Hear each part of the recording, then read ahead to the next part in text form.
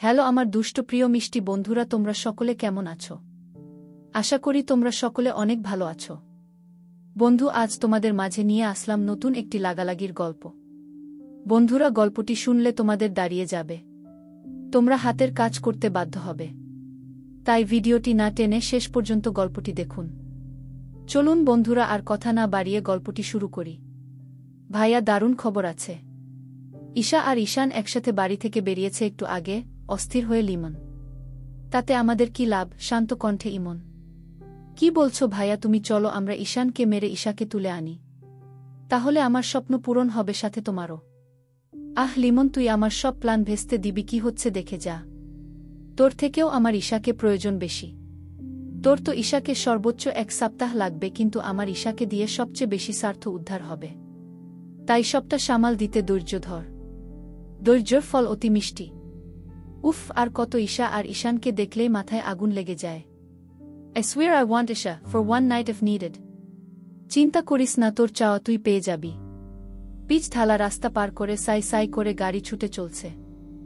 ঈশা ঈশানকে এই সহ 6 বারের উপর জিজ্ঞেস করেছে কোথায় যাচ্ছে। তারা প্রতিবারই ঈশান সারপ্রাইজ বলে কথা ঘুরিয়ে নিয়েছে। আমার কিন্তু এবার সত্যি বিরক্ত লাগছে। আপনি বলবেন আমরা কোথায় যাচ্ছি? উফ, তখন থেকে আমার মাথা খেয়ে দিচ্ছ, তাহলে সত্যিটা বলেই দি। হ্যাঁ, আমিও জানতে চাই। আগ্রহ নিয়ে ঈশা, আমি তোমাকে নিয়ে যাচ্ছি একটা ডেরায়। সেখানে আজ তোমায় বেঁধে রাখা হবে এবং রাত 1টায় তোমাকে বিদেশে পাচার করে দেয়া হবে। ঈশা ড্যাব ড্যাব করে ঈশানের দিকে তাকিয়ে আছে। সত্যি কি তাকে বেঁচে দেবে?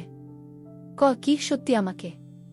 হ্যাঁ সত্যি, আমি গুন্ডা মাস্তান, এর থেকে বেশি আমার কাছে আর কিচ্ছু আশা করো না। সিরিয়াস ভঙ্গিতে। আপনি মজা করছেন তাই না? ঠোঁট উল্টে। না, একদম মজা না, আমি সিরিয়াস। ঈশা এবার সত্যি ভয় পেয়ে যায়। সে মুখে হাত দিয়ে ডুকরে কেঁদে উঠে। ঈশানের ঈশার কান্না দেখে বেশ হাসি পাচ্ছে। কতটা বোকা এই মেয়ে! দেখো ঈশা, কেঁদে লাভ নেই। আমি তোমার কান্নার দিকে তাকিয়ে থাকব না। তোমাকে বেঁচে আবার অন্য কোন মেয়েকে পটাতে হবে, তারপর বিয়ে, তারপর আবার বিক্রি। ঈশা কেঁদেই যাচ্ছে, ভয়ে তার গলা শুকিয়ে কাঠ। কিছুক্ষণ পর ঈশান একটি বাড়ির সামনে গাড়ি দাঁড় করায়। ঈশান গাড়ি থেকে নেমে ঈশাকে ও নামতে বলে, কিন্তু ঈশা মাথা দিয়ে বারবার বারণ করে যাচ্ছে। ইস্যু নামবে নাকি টেনে নামাবো? নামলেই আপনি বেঁচে দেবেন। আমি নামব না। ইস্যু, এবার কিন্তু আমার মাথা গরম হচ্ছে। ঈশান ঈশার হাত ধরতে নিলেই ঈশানকে ধাক্কা দিয়ে ঈশা ছুটে গেটের দিকে দৌড় লাগায়। ঈশার হঠাৎ কাণ্ডে ঈশান ভ্যাবাচেকা খেয়ে যায়। ঈশা কিছু দূর গিয়েই আবার থমকে দাঁড়িয়ে যায়। একই তার জায়গাটা চেনা চেনা লাগছে। ঈশা পেছনো ঘুরে আরেকবার সম্পূর্ণ পরিবেশটা পরখ করে নেয়। ওমা, এটা তো ফুফুর বাড়ি। ঈশার ভাবনার মাঝে ঈশান খপ করেই তার হাতটা ধরে নেয়। অনেক জ্বালিয়েছ ঈশা, একবার বাড়িতে যাই, সব শোধ তুলব আমি।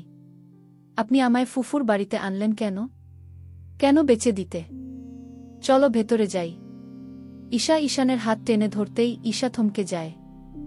আমায় তারা মেনে নিবে না, মন খারাপ করে। একবার তো চেষ্টা করা যায় ইস্যু, ভরসা দিয়ে। বাড়ির বেলডোরের শব্দে দরজা খুলতে এগিয়ে আছে হাসিন। কিন্তু দরজা খুলে এমন একটি মুহূর্ত দেখবে সে কিছুতেই ভাবেনি। ঈশা আর ঈশান দরজার সামনে দাঁড়িয়ে আছে। ঈশা হাসিন ভাইয়া বলে দৌড়ে এগিয়ে আসতে নিলেই হাসিন সরে যায়। এখানে কেন এসেছিস ঈশা? ভাইয়া, তোর আর কেউ নেই ঈশা, সব মরে গেছে। আসলে তুই তো কাউকে আপনি ভাবিস না। হাসিনের চিৎকার শুনে এগিয়ে আসে তার ফুফু। ফুফু, ছলছল চোখে ঈশার ফুফু ঈশাকে টেনে ঘরে ঢুকায়। পরম আবেশে জড়িয়ে ধরে। তার চোখের জল ছলছল করছে। মেয়েটা কি করে পারল এমন একটা ভুল সিদ্ধান্ত নিতে? সে কি জানে না তাকে ছাড়া প্রত্যেকটা মানুষের অনুভূতি শূন্য? ঈশার ফুফু আতিয়া তাকে জড়িয়ে ধরতে নিলেই হাসিনের কথা শুনে থমকে যায়।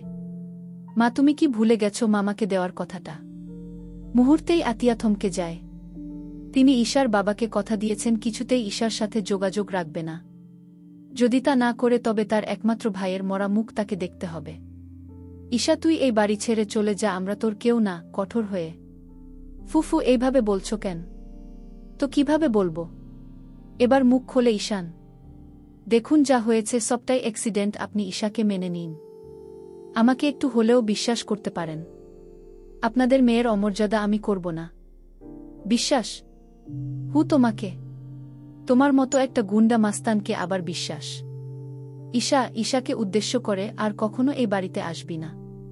তোর বাবার সাথে সাথে তোর ফুফুও মরে গেছে। আতিয়া তার রুমে গিয়ে দরজা আটকে দেয়।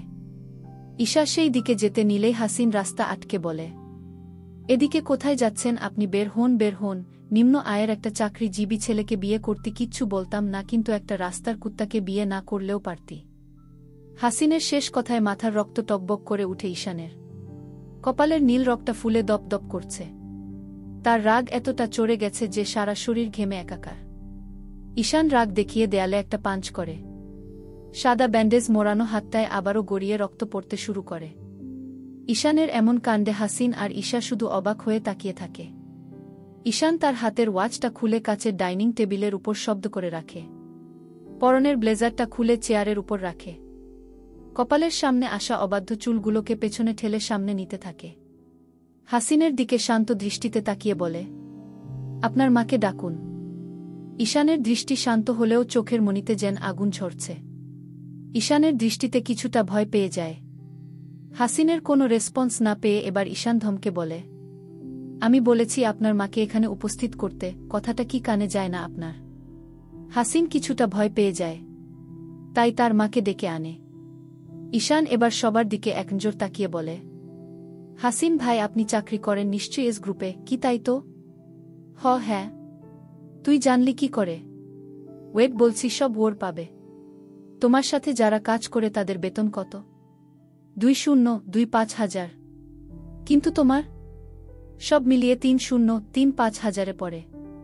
আচ্ছা, কিন্তু এই কয়েক হাজার টাকা তোমায় বাড়তি কেন দেওয়া হচ্ছে? হয়তো আমার কাজে তারা খুশি তাই। তোমার কাজে খুশি হওয়ার মতো কিছু তো তুমি করো না, উল্টে অফিসের অর্ধেক সময় গার্লফ্রেন্ডের সাথে ফোনে কথা বলো, ভ্রু নাচিয়ে। তো তোকে এইসব মিথ্যা কে বলেছে? চুপ, একদম চুপ। এই ঈশান শাহরিয়ার মিথ্যা বলে না, সেটা তুই ভালো করেই জানিস। উপসাস সরি, তুমি তো আমার বর। তবে হাসিন ভাই। আতিয়া আর ঈশা অবাক হয়ে তাকিয়ে আছে, তাদের দিকে কোনো কথাই মাথায় ঢুকছে না তার। এবার আসি আসল কথায়, শার্টের হাতা ভাঁজ করতে করতে। ইস গ্রুপের বসকে কখনো নিজ চোখে দেখেছ? না। তিনি সবটা ম্যানেজার রফিকের সাহায্য করে, কি তাই তো? তুমি সেখানে চাকরি করো, 5 মাস হতে চলল, রাইট? আমার প্রশ্ন, এস কোম্পানির মালিককে কি তোমার রাস্তার কুত্তা মনে হয়? একদমই না। কাকে কি বলছিস ভেবে কথা বলিস, তিনি একজন সম্মানীয় ব্যক্তি। দেশ বিদেশে তার অনেক সুনাম। ওহ রিয়ালি? তাহলে আমাকে রাস্তার কুত্তা বললি কেন? চিৎকার দিয়ে।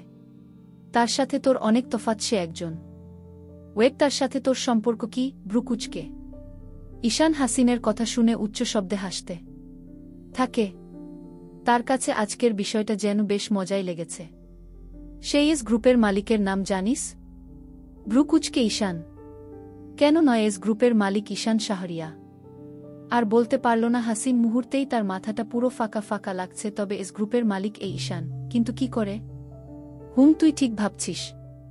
আমি সেই ঈশান শাহরিয়ার, যে তোর অফিসের বস। আসলে আমার অফিসে এত হাই লেভেলের চাকরি করার কোনো অধিকারই তোর ছিল না। কিন্তু সেই দিন ইন্টারভিউ এর সব ফাইল আমি যখন দেখছিলাম, তখন তোর ফাইলটা আমার সামনে পড়ে এবং তোকে এই পোস্টটা দেওয়ার জন্য আদেশ করা হয়। বাকি দিনগুলো সব ঠিকঠাকই চলছিল। আমার নির্দেশে তোর মাইনে থেকে তোকে আরেকটু বেশি স্যালারি দেওয়া হয়। কিন্তু ম্যানেজার আমাকে অনেকবার তোর নামে নালিশ করেছে, তুই তেমন কাজে মনোযোগ দেস না, অর্ধেক সময় ফোনে কথা বলিস। আর আমাদের অর্ধেক কাজ জমা হয়ে থাকে। তোর জন্য আরেকজন এমপ্লয়ি বাড়ানো হয়, কাজগুলো যেন তাড়াতাড়ি শেষ করা যায়। কিন্তু তোকে তবুও কাজ থেকে বের করিনি। আমি তখনও জানতাম না তুই ঈশার ভাই। বন্ধু হিসেবে তোকে সব থেকে সুযোগ সুবিধা দিয়ে এসেছিলাম আমি। আর আজ তুই আমাকে রাস্তার কুত্তা বলিস? চিৎকার দিয়ে ঈশা আর আতিয়া তাকিয়ে আছে ঈশানের দিকে। তার কপাল জুড়ে ঘাম ঝরছে। রাগ যেন তার এখনো কমেনি। কিছু যদি ভাঙতে পারত তবেই হয়তো তার রাগ কমে যেত। হাসিন মাথা নিচু করে মেঝের দিকে তাকিয়ে আছে। আরেকটা কথা, তুই আমার থেকেও বড়, কিন্তু সম্মান অর্জনের দিক থেকে আমি তোর আগে। তুই তো খবর ও রাখিস না। তোর গফ কি শুধু তোর নাকি পুরা ঢাকা শহরের? বর্তমানে একসাথে 3টা ছেলের সাথে তার এফেয়ার। আর তোর কথা কি বলবো, দামি গিফট, সপ্তাহে দামি রেস্টুরেন্টে খাওয়ানো, সবটাই তোর পকেট লুট করে নিয়ে যাচ্ছে। কিন্তু আমাকে রাস্তার কুত্তা বলিস, তাই না? এই কুত্তাটা তোর মতো ড্যাং ড্যাং করে এত মেয়ের পেছনে ঘুরেনি। নিজের সম্মান স্ট্যাটাস অর্জন করছে, তারপর শুধু একটি মেয়ের পেছনে ঘুরেছে, আর সে হলো তোর বোন। কিন্তু আফসোস কি জানিস, তোর বোনটা আমাকে পাত্তাই দিল না। এই যে বিয়ের পরেও একই অবস্থা, পাত্তা দেয় না। আমি ঈশান শাহরিয়ার, তোর বাড়ির মতো 10টা বাড়ি আমি একদিনে কিনতে পারি চিৎকার দিয়ে, আর তুই কিনা আমার বুকে বাড়ি থেকে বের করে দিচ্ছিস।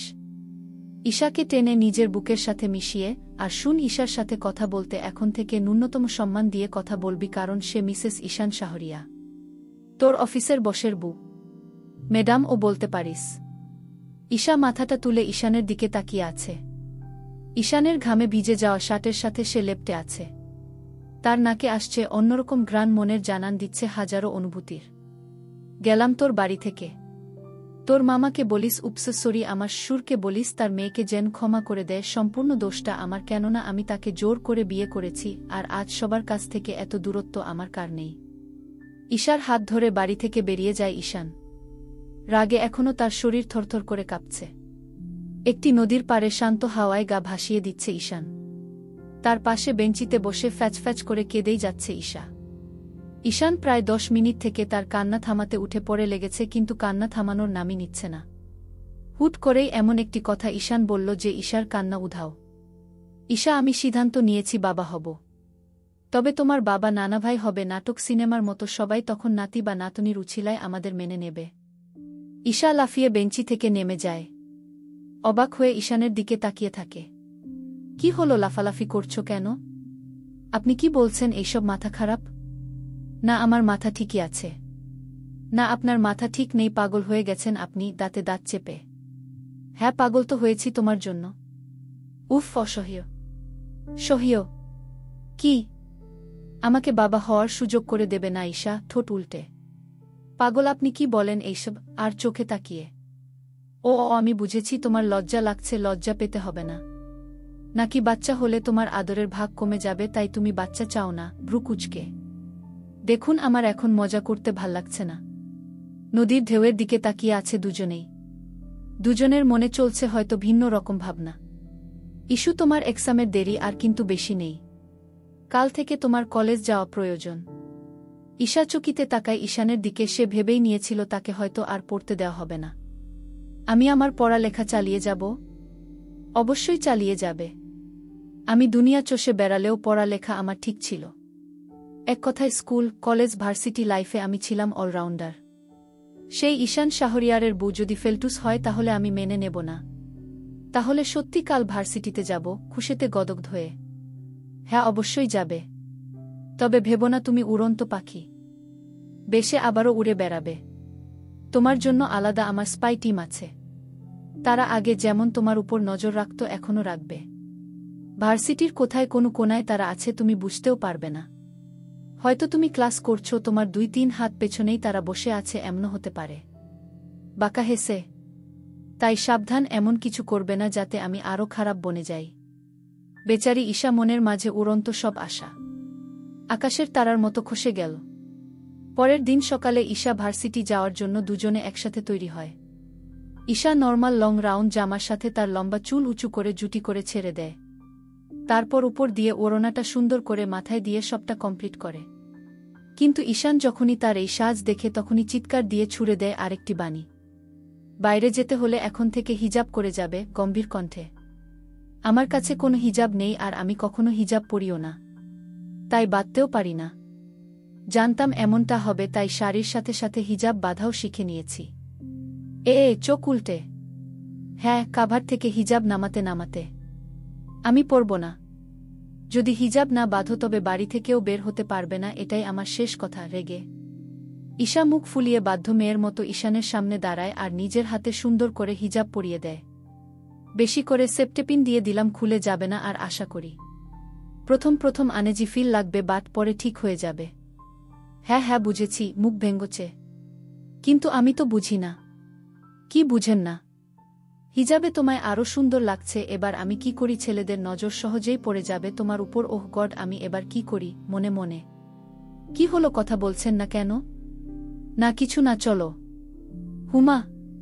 ঈশা আর ঈশান সবার থেকে বিদায় নিয়ে বের হতে গেলেই লিপি বেগম তাদের উদ্দেশ্য করে 2-4টা কটু কথা শুনিয়ে দেয়। উহহ, বিয়ের পরেও মেয়েদের পড়ানো ঠিক না, এতে ঠ্যাং বেড়ে যায়। 2 দিন পর দেখো গলায় ছুরি দিয়ে সব হাতিয়ে নেবে। ঈশান পেছনে ঘুরে একবার তাকালে ঈশা তাকে চোখ ইশারায় চুপ থাকতে বলে। দেখব দেখব এই পিরিতি কয়দিন থাকে আরে সব ছুটে যাবে সময় হোক। ঈশা ঈশান দুজনেই ঘর থেকে বেরিয়ে যায়। ঈশা বাইকে বসে ঈশাকে তার পেছনে বসার জন্য ইশারা করে এতে ঈশা বেশ রেগে যায়। একি আপনি বাইক নিয়েছেন কেন, কার কোথায়? আজ বাইক দিয়েই যাব তোমার সমস্যা? আলবাত সমস্যা, আপনি যে এইসব ইচ্ছা করেই করছেন তা আমি জানি। জানলে ভালো। এবার উঠো। ঈশা উঠে পড়ে কিন্তু ঈশানের কাঁধে হাত রাখে না। আমাকে ধরে বসো না হলে পড়ে যাবে। পড়ব না, আপনি চালান। ঈশান স্পিড বাড়িয়ে দিলেই ঈশা ঈশানকে জাপটে ধরে। ঈশান মনে মনে বলে, আর কতদিন দূরে থাকবে আমিও দেখব। ভার্সিটি গেটের সামনে নেমে যায় দুইজন। ঈশান গেটের ভেতরে ঢুকতেই একে একে সবাই সালাম দিতে থাকে। সবার সাথে বেশ ভালোই সম্পর্ক ঈশানের, তা বোঝা যাচ্ছে। ঈশান ঈশাকে ক্লাসের সামনে দিয়ে বিদায় নিয়ে চলে যায়। ঈশা দ্রুত ক্লাসে ঢুকে তার পরিচিত এক ফ্রেন্ড ঋতুর কাছ থেকে ফোন নিয়ে লিমনকে ফোন করে। লিমনের সাথে কথা বলার মাঝপথেই পেছন থেকে কেউ তাকে বেশ গম্ভীর কণ্ঠে ডেকে ওঠে। ঈশা গম্ভীর কণ্ঠে